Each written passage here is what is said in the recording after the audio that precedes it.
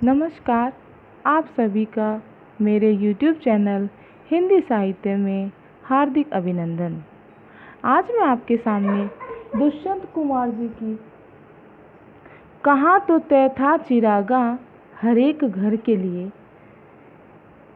ये दुष्यंत कुमार जी की गज़ल लेकर प्रस्तुत हुई हूँ। ये गज़ल दुष्यंत कुमार जी द्वारा रचित काव्य संग्रह साए में धूप से ली गई है। इन पंक्तियों के माध्यम से कवि दुष्यंत कुमार जी ने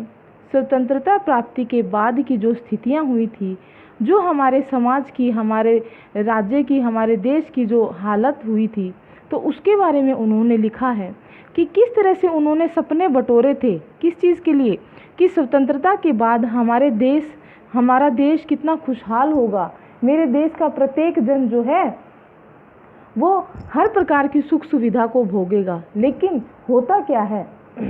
तो उसी बात को दुष्यंत कुमार जी हम सबको बताने के लिए ये गज़ल गा रहे हैं, गज़ल गाते हैं। उनका जो काव्य संग्रह है वो गज़लों से ही परिपूर्ण है। तो उनकी एक गज़ल है, कहाँ तो तय था चिरागा हर एक घर के लिए।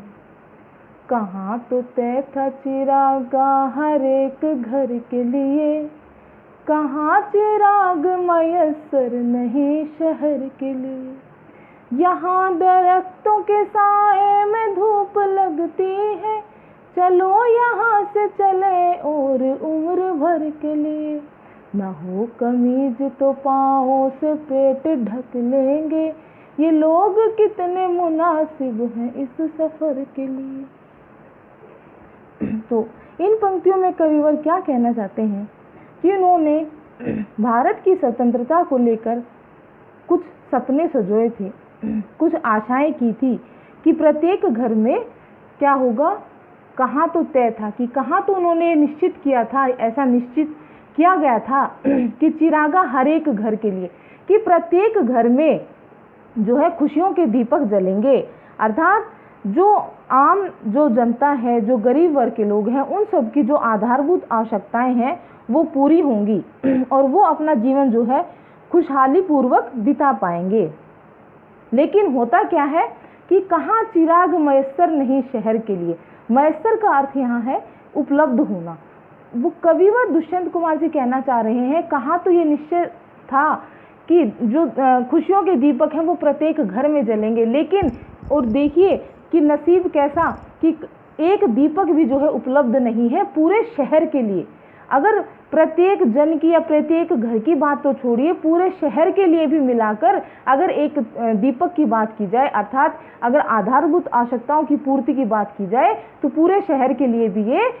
जो है ना मतलब पर्याप्त नहीं है।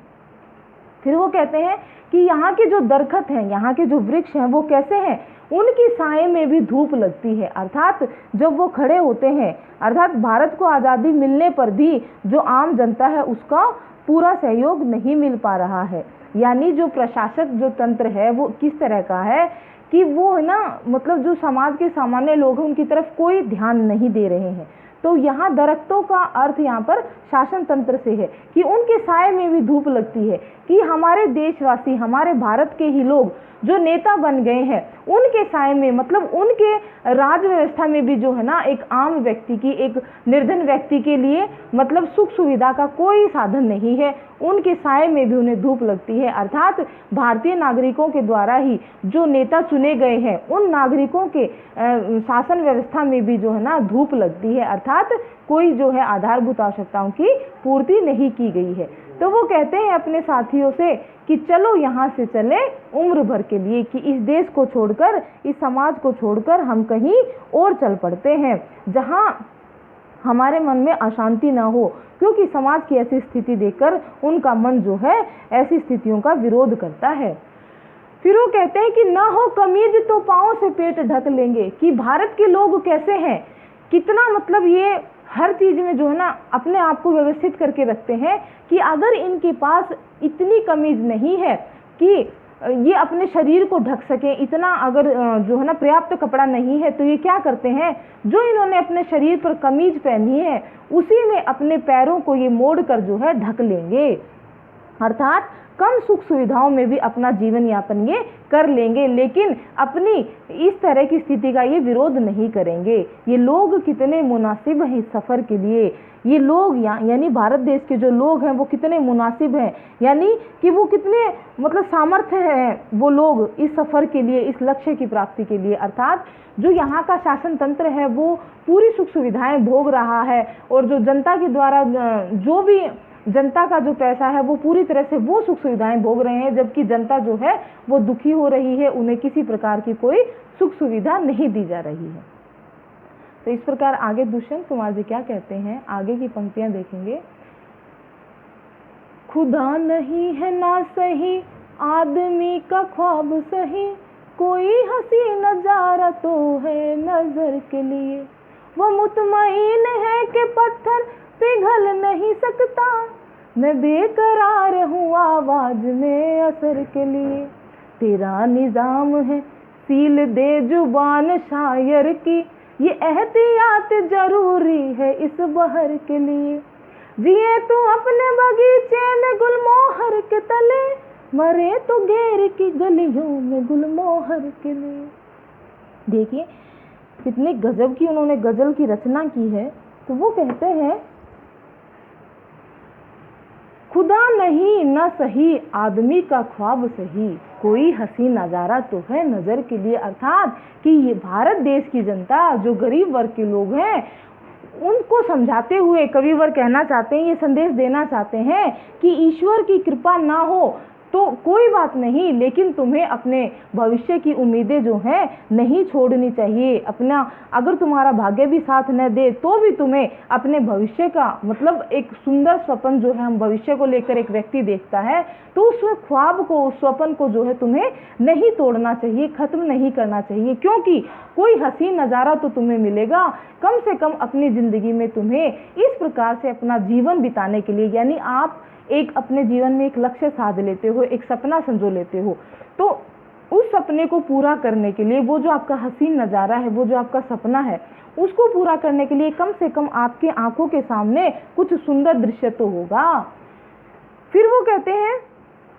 कि वो मुतमईन है कि पत्थर पिघल नहीं सकता, वो मुतमईन है अर्थात वो आश्वस्त है। और जो लोकतंत्र है, जो यहाँ का शासन तंत्र है, वो कैसा है, वो पत्थर के समान कठोर है, इसलिए वो कभी पिघल नहीं सकता। मतलब वो लोगों की जो आज स्थिति है उस स्थिति को देखकर उनकी भावनाओं को मतलब ना समझते हुए वो उनके हृदय पर कोई भी आघात नहीं होता है, उनके हृदय पर कोई भी असर नहीं होता है। उनके लिए जो है ना, जो जनता है वो चाहे कैसे भी दुखी है सुखी है, किसी भी प्रकार से अपना जीवन व्यतीत करे, उन्हें कोई लेना देना नहीं है। तो इस प्रकार कवि कहते हैं, लेकिन अपने आक्रोश के प्रभाव को लेकर वो काफ़ी आश्वस्त हैं और देखना चाहते हैं कि कब तक इसका असर होगा। मतलब मैं बेकरार हूँ। जो कवि दुष्यंत कुमार जी हैं वो कहते हैं मैं तो बेचैन हूँ, किस बात के लिए, कि मेरी आवाज़ का असर जो है इन लोगों पर हो जाए, इन लोगों पर इस बात का प्रभाव हो जाए कि इनको अपना जीवन किस प्रकार से जीना है, ताकि ये जो इस स्थिति में जी रहे हैं ये इसका विरोध करें और सरकार को इस बात का की जो है ना चेतना लाएं कि हमारे लिए भी जो है ना आधारभूत आवश्यकताएं जो है हमारी पूर्ति की जाए। फिर कहते हैं तेरा निजाम है सील दे जुबान शायर की, कि तेरा शासन है, तू तेरे इस निरंकुश शासन में कवि की आवाज़ को, शायर की जुबान को अर्थात कवि की आवाज़ को तू दबा सकता है, उस पर प्रतिबंध लगा सकता है, लेकिन ये एहतियात भी ज़रूरी है। लेकिन कवि कहते हैं ये मेरा फ़र्ज़ है, मैं अपना ये दायित्व समझता हूँ कि इस समय ये सावधानी बरतनी बहुत ज़रूरी है। इस बहर के लिए, बहर का अर्थ यहाँ पर अवसर या जो मौका होता है उसके लिए वो कहते हैं कि ऐसे समय पर या ऐसे अवसर पर जो क्या जरूरी है, एहतियात यानी सावधानी बरतनी जरूरी है, अर्थात जो हमारे जो भाव हैं उनको अभिव्यक्त करना अत्यंत जरूरी है। फिर वो कहते हैं जिए तो अपने बगीचे में गुलमोहर के तले, मतलब वो उनके कहने का भाव है कि अपने बगीचे में यानी अपने देश में, अपने राज्य में वो चाहते हैं कि अगर हम जब तक जिए तो अपने देश में ही, अपने लोकतंत्र के लिए ही जिए, और अन्य स्थान पर अगर हमें मरना पड़े तो हम कैसे मरें, अपने गुलमोहर के लिए ही मरें, अर्थात हम अपने देश के लिए, देश प्रेम के लिए, अपने लोकतंत्र की खातिर ही मरें। यानी हर स्थिति में वो देश प्रेम मतलब अपने देश से प्रेम करते हैं और अपने देश के लिए बलिदान होना चाहते हैं, लेकिन वो जो है इस देश की स्वाधीनता के प्रति उन्होंने अपनी निष्ठा दिखाई है और जो लोकतंत्र व्यवस्था है उसके प्रति उसको जो है जागरूक करना चाहा है, ताकि आम जन की जो है समस्याएं खत्म हो सकें। आज के लिए इतना ही, धन्यवाद। हाँ तो बच्चों, मैं उम्मीद करती हूँ कि मेरे द्वारा हिंदी साहित्य की जो भी व्याख्या की गई है